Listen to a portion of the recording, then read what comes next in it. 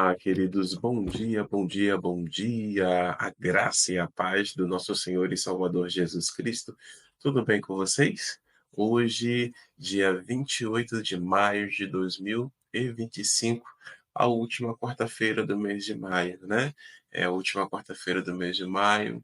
É importante separar um tempo para agradecer a Deus por todas as bênçãos recebidas ao longo desse mês. É, Bênçãos materiais, bênçãos de ordem emocional, de ordem física, de ordem espiritual. É importante separarmos esse tempo, né? Separarmos tempos para agradecer a Deus. Hoje, estamos aí com o nosso estudo com o reverendo Davidson sobre a família segundo Deus. E eu quero, desde já, começar orando, né, para depois já liberar o tempo do reverendo Davidson para que ele possa aproveitar esse tempo aí conosco, tá bom? Vamos orar? Pai, eu quero te agradecer por essa manhã, por este dia, quero te agradecer pela salvação por meio de Cristo Jesus, o teu Filho amado.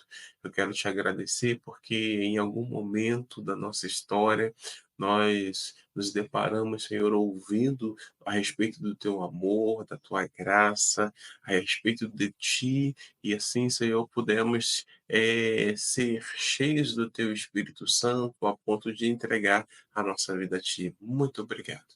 Muito obrigado porque pertencemos à tua família. Muito obrigado porque temos caminhado contigo, apesar das lutas, dos desafios. O Senhor é conosco, o Senhor tem nos sustentado, o Senhor tem nos dado sabedoria para enfrentar cada um dos desafios. O Senhor é conosco. E louvamos e bendizemos o teu nome. Pedimos pelos irmãos e amigos que já estão em deslocamento, alguns indo para a escola, outros indo para o trabalho, outros retornando do trabalho, alguns indo à rua para poder realizar algumas tarefas, talvez até realizar algum exame, enfim, Senhor. Seja lá qual for o deslocamento do meu irmão, da minha irmã, suplicamos a tua bênção, suplicamos a tua sabedoria do alto, para que eles saibam como administrar o dia de hoje, de modo que no final o teu nome seja glorificado, me seja exaltado. Senhor Deus, cuida de cada um dos nossos amigos, familiares, nossos irmãos, bem como os familiares deles. E agora, pedimos a Ti que o Senhor esteja ungindo cada vez mais o Teu servo, o reverendo Davidson, para que ele seja um instrumento poderoso nas Tuas mãos, para compartilhar as verdades da Tua palavra. E assim, Senhor, possamos ser fortalecidos, possamos ser firmados, e aqueles que ainda não te conhecem, que eles possam também, Senhor, conhecê-lo e no tempo oportuno entregar a vida a Ti. Nós choramos e te agradecemos no nome santo de Cristo Jesus. Amém. Eu quero então chamar o reverendo Davis e ao mesmo dar bom dia ao mesmo tempo, né? Bom dia, bom dia, bom dia, reverendo Davidson, tudo bem? Bom dia, pastor Aderson, tudo bem? Graças a Deus. E com você aí? Tudo jóia, graças a Deus, tudo jóia. Reverendo Davidson, fique bem à vontade. Eu vou saindo meio que de fininho para você ser um instrumento nas mãos do Senhor nessa manhã, como sempre tem sido nas nossas lives de quarta-feira, tá bom? Fique à Amém. vontade. Muito obrigado, pastor Aderson. É sempre um prazer estar aqui, né, participando dos nossos estudos, trazendo material novo também, material literário, né, como a gente sempre faz. E a gente está caminhando aqui nos nossos estudos sobre a família, tá bom? Eu tenho uma novidade aqui, ó, pastor Aderson, aqui, ó. Já chegou aqui o livro novo, O Guia Definitivo da Pregação Expositiva. É um livro aqui, ó, bastante interessante para quem é interessado em pregar a palavra de Deus. Então é material novo, chegou agora, tá fresquinho, chega a tá quente aqui da gráfica, tá fresquinho agora, né? Então eu vou mostrar aqui, se puder colocar aqui na tela, eu vou ir mostrando aqui várias outras obras nesse material novo, né, que eu tenho trabalhado, em alguns livros novos. Vamos colocar aqui na tela, pastor Aderson. Isso, muito obrigado. Né, estamos aqui, ó. O livro que você já conhece, né? Nós começamos aqui falando sobre o Salmo 23. as revelações originais do Salmo 23, com todos os segredos revelados a partir da Bíblia hebraica, né? Então você vai conhecer o Salmo 23 como nunca viu antes. É realmente uma bênção, né? Você pode adquirir qualquer dos meus livros aqui, ó, na Wiclap, tá legal? Você vem aqui na loja wiclap.com e você vai colocar da loja lá da Wiclap, você digita o meu nome, ou então o título do livro que você está interessado. Então você pode adquirir qualquer dos meus livros aqui nessa loja da Wiclap, tá? O outro livro, também muito conhecido, também já temos uma série, a série Proteção Divina no Curso da Vida, esse livro aqui, que é um comentário completo e total do Salmo 91, totalmente também em hebraico, tá? Uma bênção também para você que deseja conhecer mais sobre a proteção divina para a sua vida. Esse aqui é o livro A Lei do Sofrimento, a Disputa pela Integridade do livro de Jó.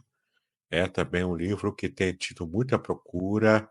Ele já até se esgotou, né? Mas você pode fazer a sua encomenda aqui no site da Wiclap. Você encontra os meus livros aqui, né? É um livro que é um comentário bastante extenso, tem 420 páginas, muito conteúdo sobre o livro de Jó, tá? É o meu livro mais abrangente até agora, mais robusto, e você vai ser abençoado com a leitura do meu livro, meu comentário sobre o livro de Jó e todos os temas pertinentes ao livro e à história de Jó, né? Então é bem interessante você conhecer aqui o livro que é o meu comentário sobre Jó.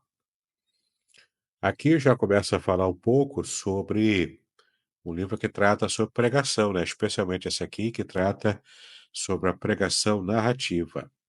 Essa aqui é a semente, é a palavra, já na sua segunda edição ampliada, tá bom? Então é uma bênção isso aqui para você que quer pregar com mais impacto na vida das pessoas, não é? Você vai pregar a palavra como semente. E essa semente que vai brotando na cabeça e no coração das pessoas que você alcança no púlpito, não é? E tem sido também um livro de muita envergadura no seu conteúdo. Então, você que é pregador ou pregadora da palavra, aqui, ó, pense em comprar o livro. A semente e a palavra vai enriquecer a sua vida. Essa aqui é a grande novidade, né? O que eu mostrei para você aqui.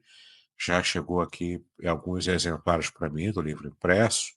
Foram poucos, né, que eu comprei, mas você pode fazer a sua encomenda aqui, ó, na loja da Wiclap.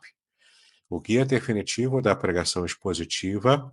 Aprenda a preparar sermões que transformam vidas, tá? Então, esse livro aqui é lançamento desse ano também.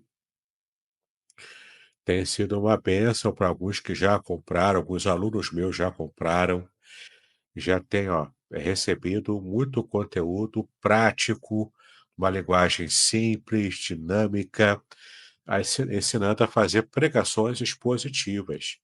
Aquela pregação que você entende tudo sobre o texto, sobre a passagem bíblica. Então, descubra o segredo para criar sermões que explicam a Bíblia, emocionam e transformam vidas, mesmo que você esteja começando do zero.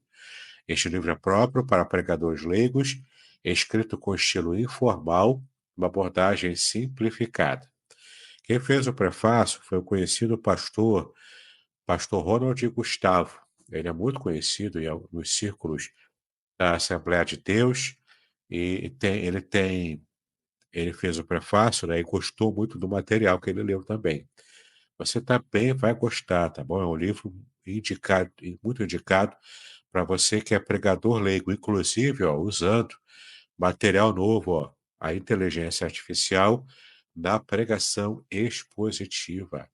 Aqui tem 2 prompts muito importantes e muito interessantes para você colar na sua inteligência artificial preferida, né, no seu programa de inteligência artificial, e você vai ter um upgrade no modo como você faz os esboços do seu sermão expositivo.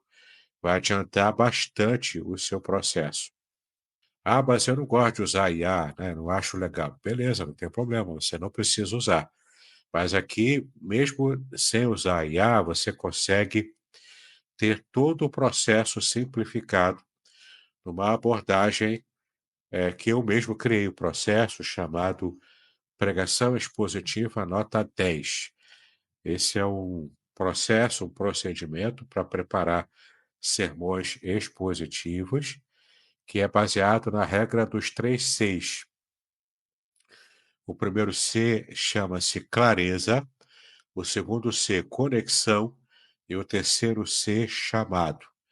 Então, clareza, conexão e chamado, nessa regra dos 3 Cs, você consegue montar uma pregação expositiva usando ferramentas, inclusive ferramentas gratuitas, e não apenas a inteligência artificial, que também você pode usar uma ferramenta gratuita, né, de inteligência artificial para funcionar o prompt de pregações expositivas.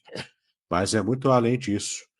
Você, na verdade, pode alcançar, usando a regra dos 3 Cs, nesse processo da pregação expositiva nota 10, vai facilitar em muito a sua criação de esboços de sermão expositivo. Vai agilizar os seus estudos, a sua exegese e a organização técnica do seu esboço de sermão. Aí é só você dar o seu toque pessoal e então pregar no dia da sua mensagem. É uma ferramenta fantástica para pregadores leigos, pastores, seminaristas, para até mesmo professores da matéria, né, de pregação expositiva. Enfim, um lançamento fantástico que você poderá adquirir a um preço bem módico, bem barato, e você vai também abençoar a sua vida, o seu ministério e muitas vidas também, não é? E para fechar esse momento, meu livro Ética do Casamento Judaico, o livro especial, específico sobre família, não é? Sobre a família no sentido bíblico, todos os temas familiares que dizem respeito ao casamento, da época da Torá, da época bíblica, tudo que o texto bíblico ensina sobre essa ética judaica para o casamento. Então, olha só, ele é um bom complemento aos estudos que temos feito aqui, nessa série de materiais sobre a família e sobre o casamento. Tá legal? Então, adquira o livro, também você está no Clap. Você encomenda lá qualquer um dos meus livros e, em torno de 20 dias, está chegando no endereço que você colocar lá para receber os livros. É uma bênção, é um jeito muito prático, muito simples de você, então, receber os meus livros, né, e ter acesso às minhas literaturas, tá legal? Bom, estamos aqui, né, no nosso PDF gratuito, que você pode solicitar o pastor Anderson. É esse PDF aqui, ó, A Família Segundo Deus. Nessa série de estudos que estamos fazendo sobre a família, essas lives aqui com a Igreja Congregacional de Aracruz, né? Esse maravilhoso campo missionário que tem revolucionado lá no Espírito Santo, lá na cidade de Aracruz, tem sido uma bênção para muitas famílias, né? E nós aqui, ó, começamos estudando, né, sobre as famílias, temos uma introdução aqui, vimos o primeiro tópico, que é a família segundo o padrão de Deus. Então, nós já estabelecemos aqui no estudo o padrão que o próprio Deus criou para a família. Então, nós vimos aqui os fundamentos da família na criação, nós vimos aqui também as finalidades bíblicas da família, de modo muito simples, e também vimos aqui os ataques das ideologias pós-modernas contra a família. Então, vimos aqui ó, o primeiro ataque, que é a ideologia de gênero. Você pode recuperar nas aulas anteriores, que nós já vimos sobre isso. Falamos aqui, né, sobre essa questão do gênero e como isso tem trazido tantos problemas e tantos ataques contra a visão tradicional de família, essa visão conservadora e bíblica de família. Também vimos aqui um outro ataque da sociedade atual, que é a redefinição de casamento e de família também. É um ataque tão grotesco, né, contra a família que tem feito o que eles chamam de redefinição, que na verdade é um ataque, uma destruição dos conceitos bíblicos de casamento e de família. Então entra aqui várias situações aqui, o texto que se refere. Inclusive a irmã Zuleida me mandou uma mensagem, depois dessa aula aqui, ela mandou uma mensagem interessante, que ela de fato, na sua experiência de vida, ela tem lutado contra esses tipos de problemas aqui, né? Inclusive, famílias tão desfiguradas, segundo o padrão bíblico, que são famílias que são, ou por causa da história de vida, né, dessa família, desses familiares, então são famílias que são mutiladas pelo sistema, o sistema anticristão, não é? Que tanto fica dando ênfase aqui à ideologia de gênero, né, mas atualmente, quanto também a própria redefinição, a destruição dos conceitos de casamento e família. Então, às vezes, é uma mãe solteira que foi largada pelo namorado, pelo namorado, né, na época, que às vezes até é casada também, o marido larga por diversos motivos, aí larga a mulher sozinha com uma criança para cuidar, ou então também é a mulher também que sai de casa, que foge de suas responsabilidades, e larga o marido para criar filhos, também acontece. Tem também lares tão disfuncionais. Inclusive, no meu canal do YouTube, eu tenho uma pregação que eu fiz recentemente sobre Esaú e Maalate. Você pode buscar ali no meu canal do YouTube a pregação que eu fiz sobre Esaú e Maalate, sobre famílias disfuncionais. Olha, é uma pregação que vai também iluminar o seu entendimento sobre esse assunto, de como Deus muitas vezes até usa famílias disfuncionais, como a dos patriarcas, para realmente fazer a sua obra, porque, na verdade, Deus é que está no controle e não a nossa própria vida, né? Então, você precisa redescobrir o modo como Deus pode, inclusive, usar a sua família disfuncional. Mas o fato é que, sendo família disfuncional ou funcional, você precisa lutar pela sua família, para que ela seja uma família saudável. Então, você vai aprender hoje, na lição de hoje, a como lutar contra a ideologia de gênero, que é o primeiro ataque que nós vimos na aula passada, como lutar também, né, contra esse conceito atual, né, de redefinição de casamento e família. Você já aprendeu aqui o jeito correto, o jeito como se ataca, né, como a sociedade ataca. E aqui, ó, o terceiro ataque também é a desconstrução da autoridade parental, ou seja, a desfiguração da figura principalmente paterna, entendeu? A diminuição, a desfiguração da figura paterna também tem trazido problemas, tem trazido dificuldades no que diz respeito ao modo como às vezes a gente precisa entender, não é, como de fato estamos lidando com tudo isso. Deixa eu ver aqui.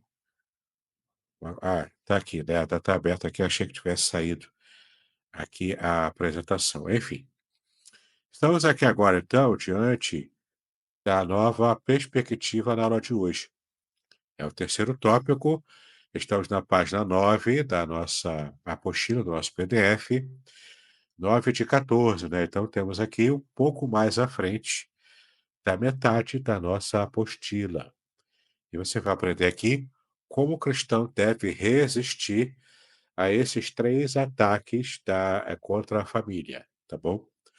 A primeira ação que o cristão precisa tomar é essa aqui, ó, retornar ao modelo bíblico de família. Então, aquele modelo bíblico que você aprendeu logo na primeira aula, tudo aquilo que vimos nesse modelo bíblico de família, de casamento, não é? Você precisa, então, reconhecer os ataques que você e sua família receberam, sofreram, e a partir desse ataque, Você vai reconhecê-lo e agora retornar ao modelo bíblico de família para resistir aos ataques, seja lá qual for a disfuncionalidade que a sua família esteja vivendo hoje. Eu repito, assista a mensagem sobre Esaú e Maalate, tá bom? Para você entender como também Deus quer restaurar as famílias disfuncionais e usar essas famílias também para a glória dele, tá? Mesmo famílias disfuncionais. Então, você vai aprender agora a retornar ao modelo bíblico de família. Veja aqui o Salmo 128, de 1 a 4, onde ele mostra a bênção de Deus sobre a família temente ao Senhor. Eu vou abrir aqui o texto da nova Almeida atualizada, nessa uma edição que eu tenho gostado bastante, e o texto fala assim, ó, Salmo 128, de 1 a 4. Bem-aventurado aquele que teme o Senhor e anda nos seus caminhos. Você comerá do fruto do seu trabalho, será feliz, e tudo irá bem com você.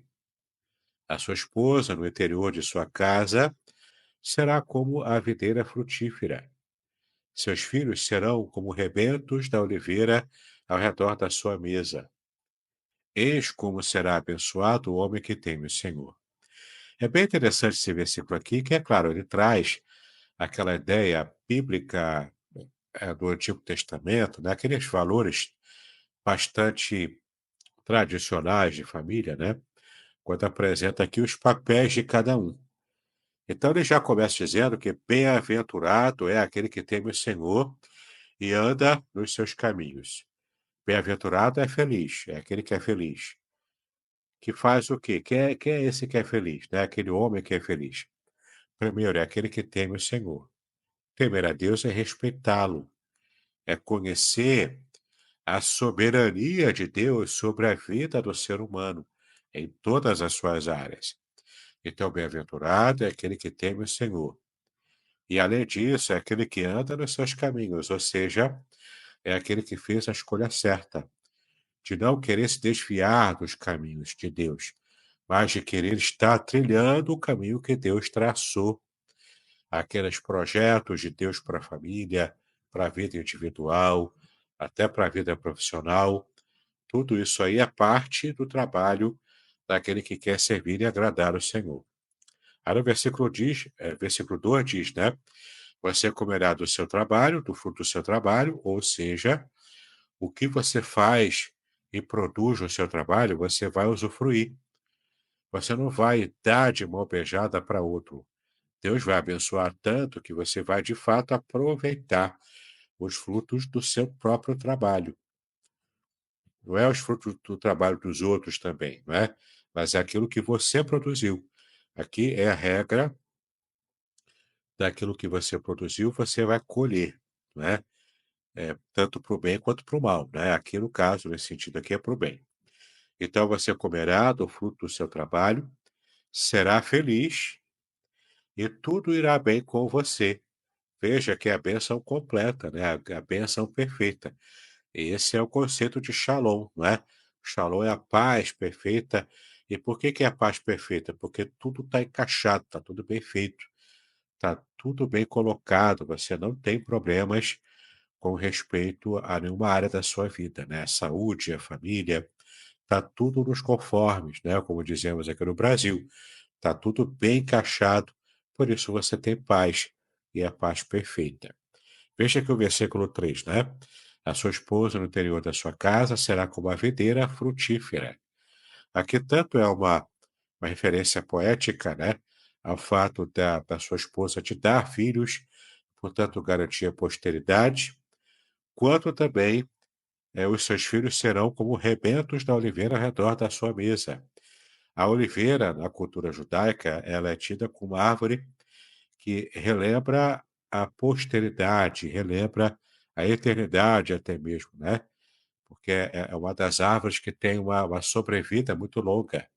A longevidade da oliveira, ela é conhecida, não é?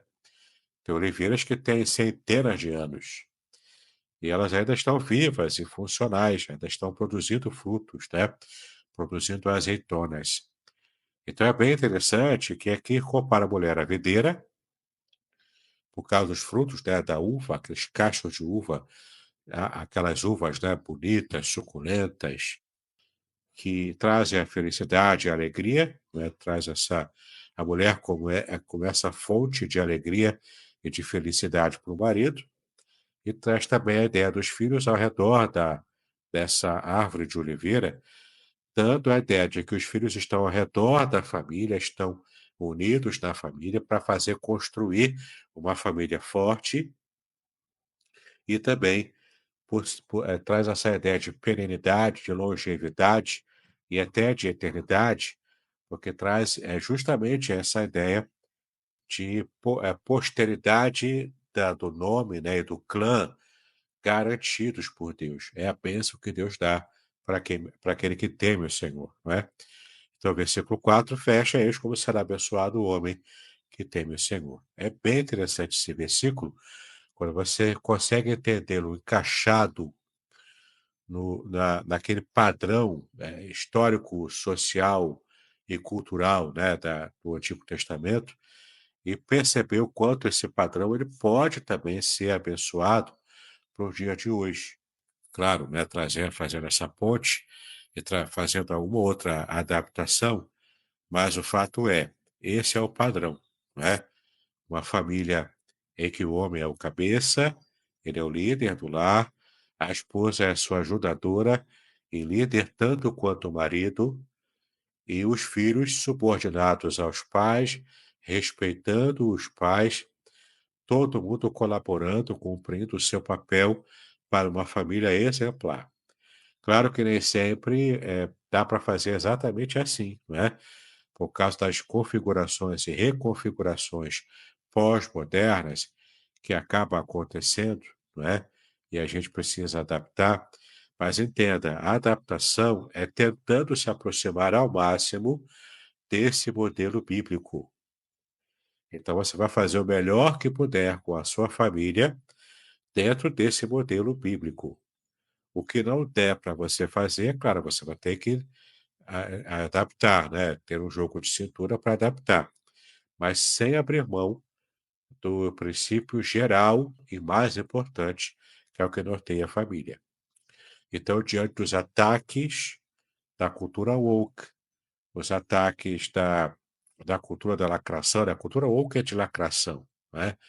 Do politicamente correto e de tudo isso que atrapalha o bom funcionamento da família, você precisa buscar esse modelo. Olha para o modelo, entendeu?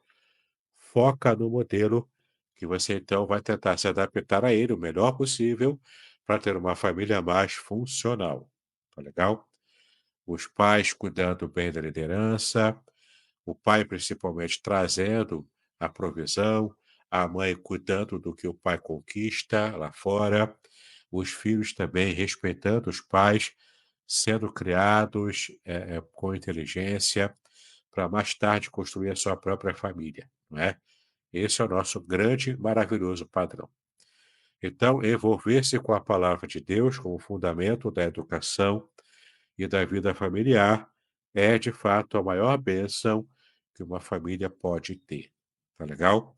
Então, a primeira ação aqui, para que você esteja resistindo aos ataques contra a família, é retornar ao modelo bíblico de família. Isso vai mudar totalmente a sua vida. Tá bom? O segundo aspecto aqui, a segunda ação, é buscar educar os filhos na verdade da palavra de Deus. Aqui, ó, em Deuteronômio 6, versículos 6 e 7, fala, né? Estas palavras que hoje lhe ordeno estarão no seu coração, você as inculcará a seus filhos. Inculcar aqui é uma palavra em português, né?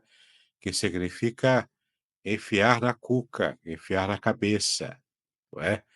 É como, né? Aqui é uma força de expressão. É como se os pais pudessem abrir a cabeça dos filhos e colocar lá dentro os ensinos da palavra de Deus, no caso aqui é a verdade, né? Então, todas as palavras que Moisés recebeu de Deus é para que os pais entendessem e inculcar-se, tanto guardar, né, no seu coração e na mente, quanto também ensinar. Ficar lá o tempo todo batendo, inculcando nos filhos, né. Eu vou abrir aqui o texto para que você possa, ouvi-lo, né, de modo completo, porque aqui está só uma parte do versículo dos versículos, mas olha só, Deuteronômio 6, versículos 6 e 7. Estas palavras que hoje lhe ordeno estarão no seu coração.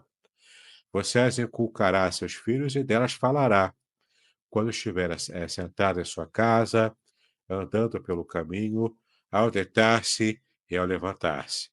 Ou seja, no dia a dia, na sua caminhada diária, em tudo que você faz, quando vai dormir, quando vai acordar, o tempo todo, a palavra da verdade está norteando a sua família. Essa é uma bênção incrível para a educação dos seus filhos. Então, a educação cristã é o dever dos pais e não do Estado ou da cultura. Então, meu irmão, minha irmã, se você é pai ou mãe, se você tem uma família lá com pai, mãe e filhos, especialmente quando os filhos ainda estão sob a tutela de vocês, estão ainda sob a criação de vocês, crie os seus filhos, assuma essa responsabilidade. Não deixe a sua criança ficar o tempo todo no celular, vendo se sabe-se lá que tipo de desenho é. Você precisa assumir essa responsabilidade. Você tem que saber o que a sua criança anda vendo na internet, no celular, na televisão. Você precisa saber se a sua criança joga algum joguinho de internet. Você tem que saber isso também. É a sua responsabilidade criar o seu filho, a sua criança. Você precisa colocar isso como prioridade na sua vida, entendeu? Porque você vai estar educando o seu filho, a sua filha, de modo a estar próximo de Deus. Se possível, nem sempre é possível, mas se possível, se você tem condições de fazer isso, procure matricular a sua criança numa escola particular que tenha princípios cristãos. Nem sempre vai ser possível, eu sei, por isso eu estou frisando aqui. Mas se você tiver essa condição, faça isso, para que o seu filho, desde cedo, receba a palavra de Deus em casa, na escola e na igreja. Você vai estar cercando o seu filho das bênçãos da palavra de Deus. Entendeu? Então, a educação da sua criança é coisa muito séria. E se os seus filhos já são adultos, já tiveram uma criação, talvez, que você na época não percebeu, não era crente, enfim.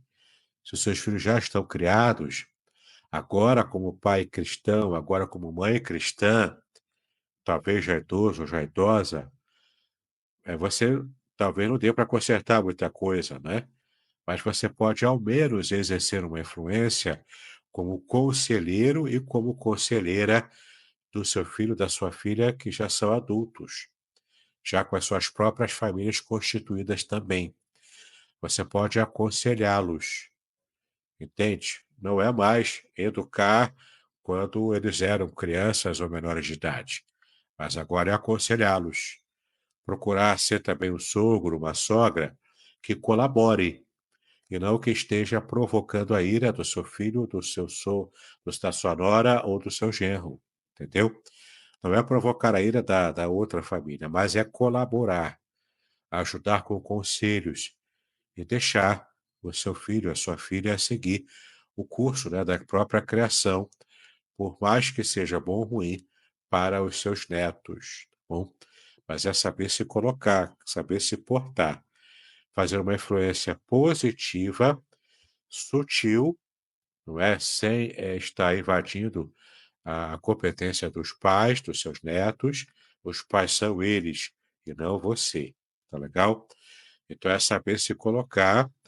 Você não vai mais se impor como você conseguia se impor antes, mas você vai saber se colocar como avô, como avó.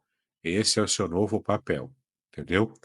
Esse você vai, talvez, ter uma dificuldade de relacionamento. Isso é muito comum acontecer. Dificuldade de relacionamento do sogro para com a nora, da sogra para com a nora, né? Também acontece muito. Sogra, aliás, tem fama no Brasil, né?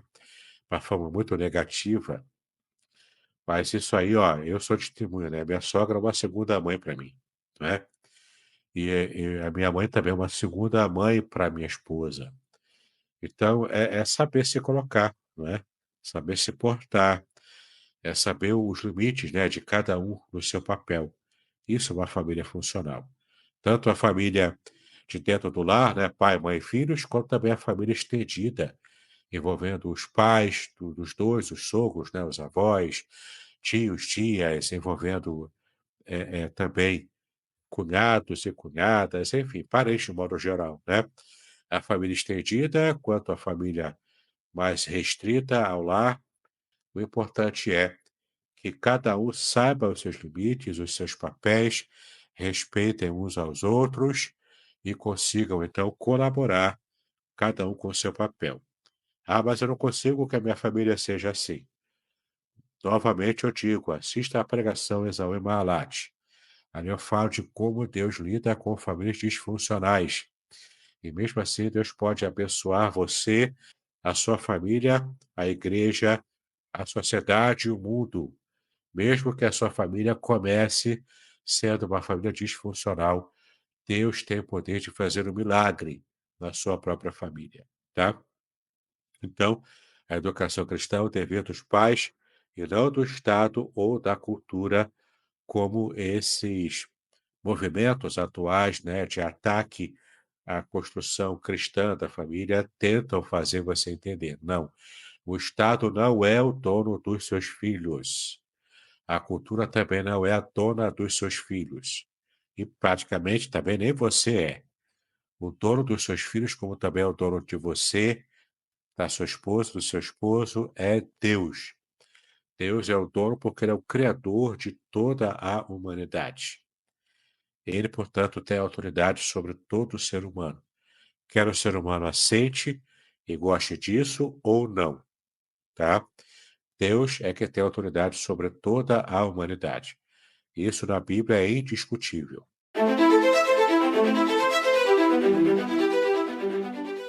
Curso livre de Teologia Básica com o Reverendo Davidson Bignon.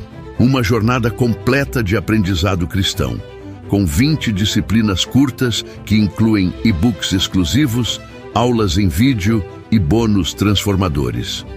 Ideal para líderes evangélicos, pastores, seminaristas e todos que desejam aprofundar sua fé. Assine agora na Hotmart e aproveite 10% de desconto. Quer complementar sua renda? Seja um afiliado. Detalhes na descrição do vídeo. Não perca esta oportunidade de crescer espiritualmente e compartilhar conhecimento.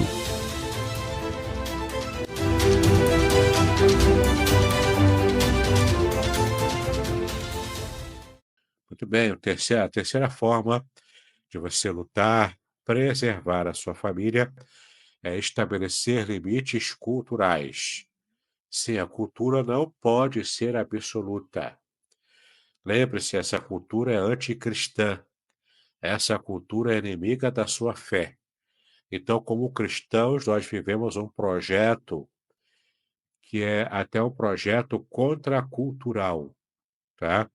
Se a cultura vai na direção anticristã, como cristão, eu vou na direção anticultural, ou pelo menos contracultural, porque eu vou viver se uma cultura alternativa no momento em que o pensamento cristão, é que a cultura cristã, ela for relegada, inclusive à perseguição.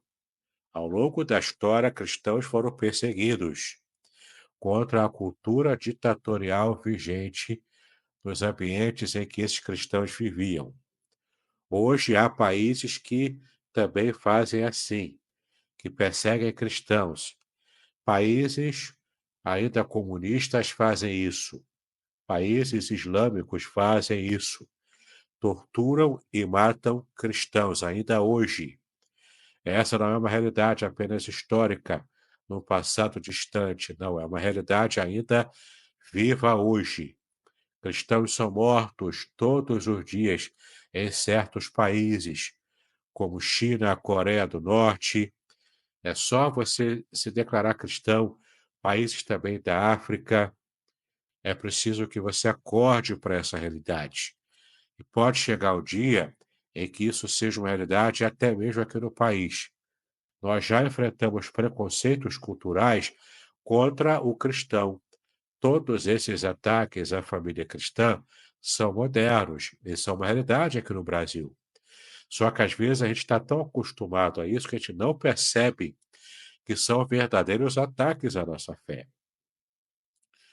Entenda de uma vez por todas, meu irmão, minha irmã, o mundo não vai ser amiguinho dos cristãos. O mundo é inimigo dos cristãos.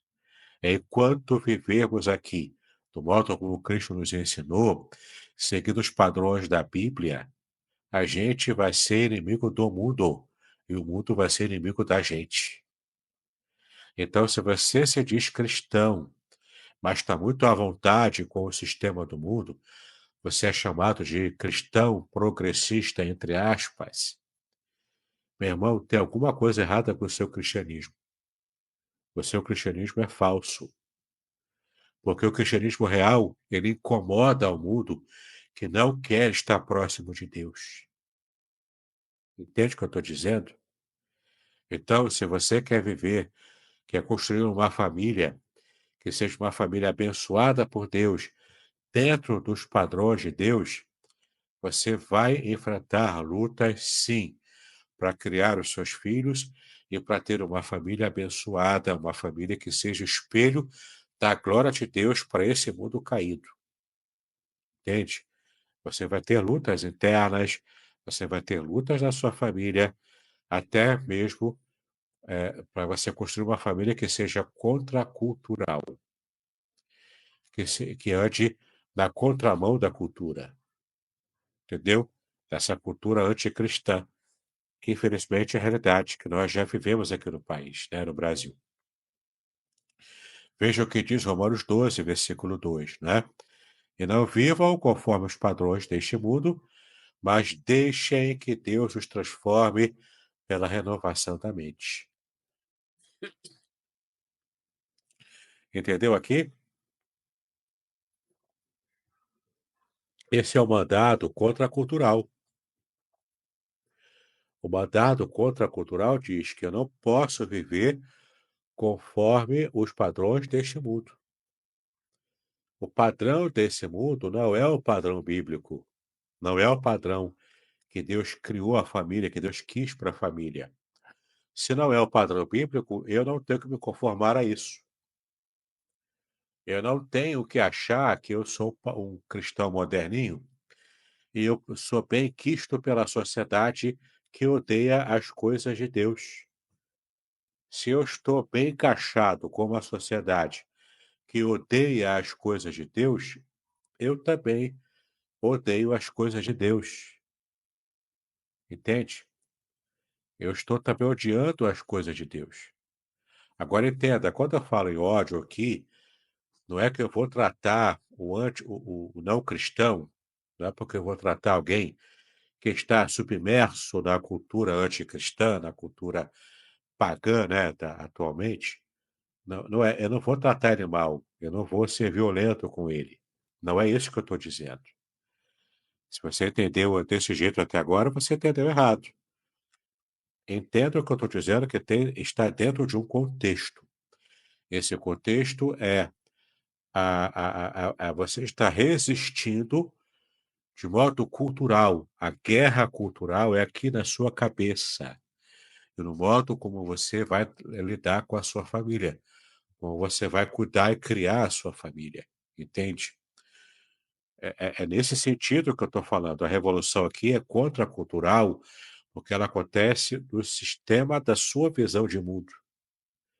Você não vai ser antipático, você não vai ser violento, mas sim, você vai incomodar. Com o seu jeito de viver, ele vai incomodar as pessoas que não vão aceitar o seu jeito de viver, que não vão aceitar você estar construindo uma família segundo os padrões de Deus.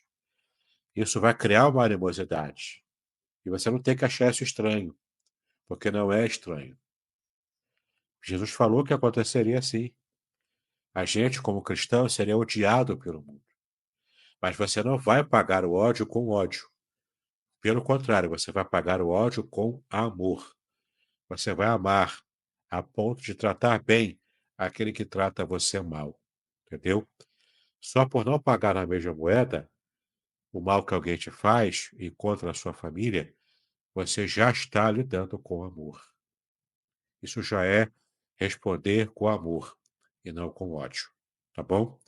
Só para deixar claro aqui nesse disclaimer aqui, para que ninguém me interprete mal, tá?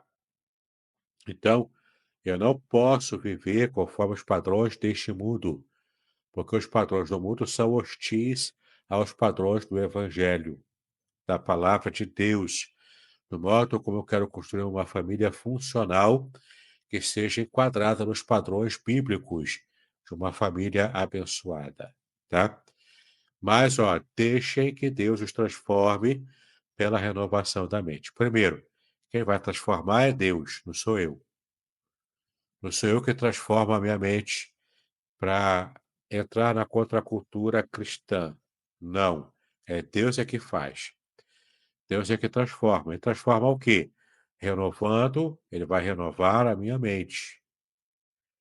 Ele renova a minha mente. Aliás, a palavra conversão, que nós usamos muito no meio evangélico, em grego, né, como a palavra aparece lá no grego, é a palavra metanoia. Metanoia, né? Metá, mudança. E noia vem de nous, mente. Conversão, portanto, significa mudança de mente. Mudança como nós recebemos em nossa mente, a gente pensava de um jeito, agora a gente pensa de outro. Antigamente eu andava segundo os padrões do mundo. Se eu andava pelo padrão machista do mundo, eu dizia assim, segure suas cabritas, porque os meus bodes estão soltos, não é? Falando aqui dos filhos mulherengos, ou da minha própria vida mulherenga também, né? Se eu andava antes e pensava assim, depois que eu me converti, mudei a cabeça. Eu não penso mais assim. Agora, quem era mulherengo vai respeitar as mulheres. Entende? Quem acha que as mulheres são objeto dos homens, né? Nesse exemplo aqui que eu dei, ele agora vai mudar, porque ele se converteu, ele vai mudar a cabeça dele. Ele, como cristão, não vai mais pensar desse jeito. Entendeu? A mulher com cabeça feminista, não é? Acha que o homem, né, é capacho dela, que ela é super empoderada e que ela tem que pisar no homem, né, porque o homem é inimigo dela. Quando essa mulher se converte, esse pensamento muda. Esse pensamento vai para o chão, ele muda. E ela passa, então, a querer amar o seu marido, a respeitá-lo como a Bíblia manda, e a ser uma auxiliadora de verdade, não uma inimiga do seu marido, para construir uma família, um lar abençoado, dentro do padrão bíblico. Entendeu? Então, o texto de Romanos 12 é muito claro sobre isso. Eu não posso me amoldar a esse mundo. Os padrões desse mundo não servem para quem é cristão. Para quem é cristão, ele vai seguir o padrão da Bíblia, padrão que Deus estabeleceu. Esses são os valores que nós realmente temos. Tá legal? O lar cristão deve ser um ambiente de discernimento espiritual e não de conformismo com a cultura. O nosso chamado, o nosso mandato é contracultural. Tá legal?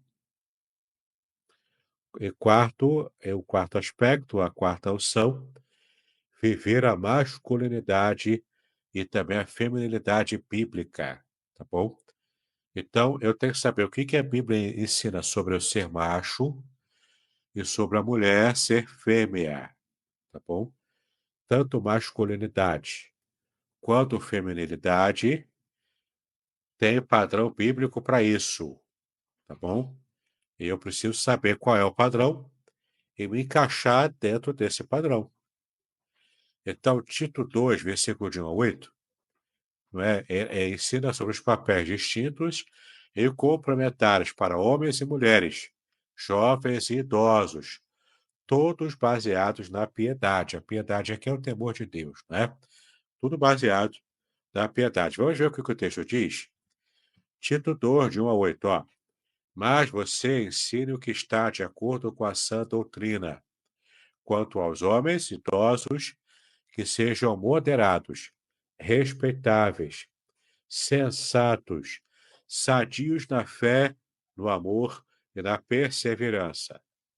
Do mesmo modo quanto as mulheres idosas, que tenham conduta reverente, não sejam caluniadoras, nem escravizadas a muito vinho, que sejam mestras do bem, a fim de instruírem as jovens recém-casadas a amar o marido e os filhos, a serem sensatas, puras, boas donas de casa, bondosas, sujeitas ao marido, para que a palavra de Deus não seja difamada. Do mesmo modo, quanto aos pais, quanto aos mais jovens, exorte-os para que em todas as coisas sejam moderados. Seja você mesmo um exemplo de boas obras. No ensino, mostre integridade, reverência, linguagem sadia e irrepreensível, para que o adversário seja envergonhado, não tendo nada de mal a dizer a nosso respeito. Veja que passagem tremenda essa passagem aqui, que eu preciso aprender a viver tanto a masculinidade bíblica, já que eu sou homem, né? E a mulher precisa compreender e viver a feminilidade bíblica, para que não haja exageros e também para que a nossa família vá bem dentro do padrão que Deus estabeleceu. A quinta ação para resistir aos ataques do mundo contra a família, promover discipulado familiar. Josué 24:15 diz: Eu e a minha casa serviremos ao Senhor. Sim, precisa discipular a sua família, fazer cultos domésticos, criar oportunidades de estudo, de cada um discutir, né, e ter a sua opinião de acordo com o ensino da Bíblia. Para isso é preciso que haja oportunidades de culto familiar. É muito importante você conseguir construir essa cultura de culto familiar frequente na sua casa, na sua família. Especialmente você que é pai e mãe e tem filhos pequenos. Isso aqui é uma forma de você estar discipulando a sua criança, para que junto com a escola cristã e junto com a família, com a igreja, né, você como pai e mãe vai estar ajudando a moldar a cabeça da sua criança. Porque se você não trabalhar para moldar a cabeça do seu filho, inculcar a palavra de Deus na cabeça dessa criança, o mundo vai inculcar outras coisas que não têm valor cristão na cabeça do seu filho. O seu filho não vai deixar de ser influenciado, ou por você, ou pelos amigos da escola, que não têm valor cristão muitas vezes, ou pelo professor, ou pela televisão, pelo celular, enfim, pelas diversas formas de ataque à sua família. Então, seja você o primeiro influenciador, a primeira influenciadora do seu filho, da sua filha. Entendeu? Eu sei que construir isso é mais difícil do que falar, mas você precisa se esforçar para isso, né? Cada pai e cada mãe precisa se esforçar para isso. Eu não sou pai, eu não serei pai, né, nessa vida, né? Eu não serei pai. Mas isso não quer dizer que eu desconheça o padrão bíblico. Eu estudei o padrão bíblico. Eu lido com casais, com pessoas que pedem conselhos querendo entender o padrão bíblico de criação de filhos. Eu posso dar a opinião de acordo com a Bíblia, sim, não é? Então, essa é a questão. Josué disse, e você pode dizer isso também. Eu e a minha casa, eu e a minha família, serviremos ao Senhor, tá? Aqui é uma questão de definição, de estar, de fato, lutando contra esses ataques culturais, contra o nosso modelo cristão de família, tá? A família deve ser uma pequena igreja, onde Cristo é Senhor e a fé é cultivada diariamente. Tá legal? Concluindo, então, para fechar toda a nossa série de estudos sobre família, nosso horário já está quase estourando aqui, Mas eu quero concluir com você, tá? A família cristã está sob ataque. Você já sabe disso. Nós já aprendemos aqui, não é? Mas não está sem defesa. Você descobriu hoje as armas de defesa contra os ataques à família. Deus nos deu, em Sua palavra, um plano claro para a vida familiar. Ao resistir com fidelidade às ideologias que distorcem a verdade, o cristão testemunha o reino de Deus no mundo. Através da sua família, que Deus vai abençoar e você vai influenciar o mundo através do modo como Deus vai trabalhar com a sua família. O caminho para resistir é pela fé, obediência à palavra e fortalecimento do lar como centro de discipulado. Tá legal? Então, esse é o estudo. Tem aqui uma bibliografia no final, caso você queira ampliar, né, o seu conhecimento. Tem aqui, ó, a história bíblica da redenção, a história do pensamento cristão, a verdade por trás das 9 mentiras, a família cristã, homem e mulher, o seu papel bíblico no lar e na igreja, a santidade de Deus e a ideologia de gênero também, né, desconstruindo a desconstrução, tá? Um livro bastante interessante também, tá legal? Muito bem, pastor Anderson, já aqui, né, a palavra agora é sua, já quase estourando o nosso tempo, né? Joia, joia, joia. Bom dia, bom dia, bom dia, irmãos. Nós temos alguns irmãos que estão conosco, outros que passaram por aqui, provavelmente porque estavam em deslocamento. Quero dar bom dia aí ao Alexandre, quero dar bom dia a Rosilane Melo, quero dar bom dia a Lorena, nossa irmã Lorena do campo de Aracruz, a Eunice, Albano, que também está conosco. Que Deus abençoe cada um dos nossos amados irmãos e amigos. E aí eu quero desde já começar, o Alexandre ele faz um agradecimento público, né, por todos aqueles que se engajaram aí na oração em favor da sua mãezinha. Ela já fez a cirurgia, graças a Deus foi muito bem sucedido na cirurgia, e aí ela está aí naquele movimento de pós-cirúrgico. Vamos orar também para que a saúde dela seja restabelecida por completo diante dos desafios que ela tem pela frente. Então é isso, queridos. Não estou vendo aqui nenhuma pergunta, né? Outra pergunta, outra contribuição.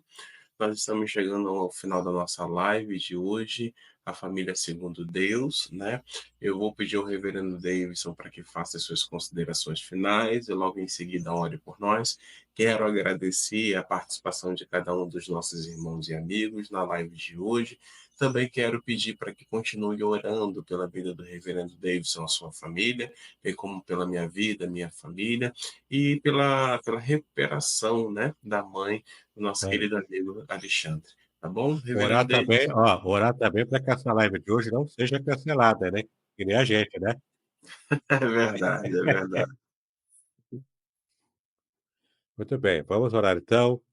Vamos pedir ao Senhor que nos abençoe, que cuide da gente, né? Cuide das nossas famílias principalmente.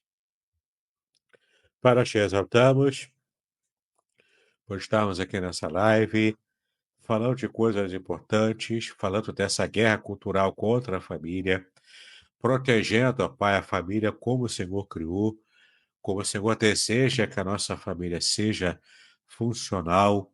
E queremos desejar, ó Pai, que o Senhor esteja também trabalhando no coração de tantas famílias que precisam da bênção do Senhor. Essa é uma guerra cultural, nós estamos nela, queremos ou não, gostemos disso ou não. Como cristãos, nós estamos no movimento contracultural, contra esse mundo, e nós pedimos a Ti força, coragem, sabedoria, para que estejamos lidando com todas essas questões de afronta contra a família que o Senhor criou. Também tratamos aqui, ó Pai, em certa dose aqui no final de política. Pedimos a tua misericórdia também sobre aquilo que falamos, nessa sociedade virulenta, tão violenta, Senhor, contra aqueles que professam o viés diferente do viés que é preponderante na sociedade. Clamamos a Ti, Senhor, também. Nos livra, Senhor, de mal entendidos.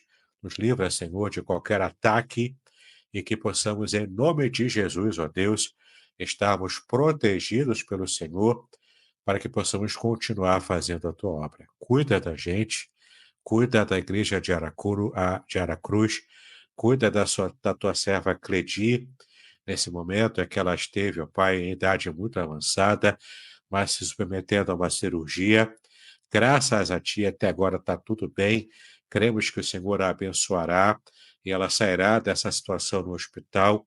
E clamamos a Ti saúde, bênção e paz sobre a nossa família, sobre o nosso futuro, sobre a nossa vida.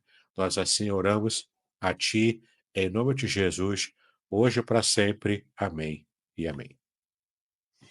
Amém, queridos e amados irmãos. Tenham todos aí um excelente dia, uma excelente quarta-feira, né? Divulga, compartilha essa live com outras pessoas para que elas sejam abençoadas e edificadas também. Alexandre também fala, tenha um excelente dia na presença do Senhor. E mais uma vez eu agradeço ao reverendo Davidson, bem como a sua esposa Márcia, por cederem esse tempo para estar conosco, e a cada um de vocês que tem nos acompanhado aí ao longo desses dias, tá bom? Shalom para todos vocês. Shalom, shalom a todos.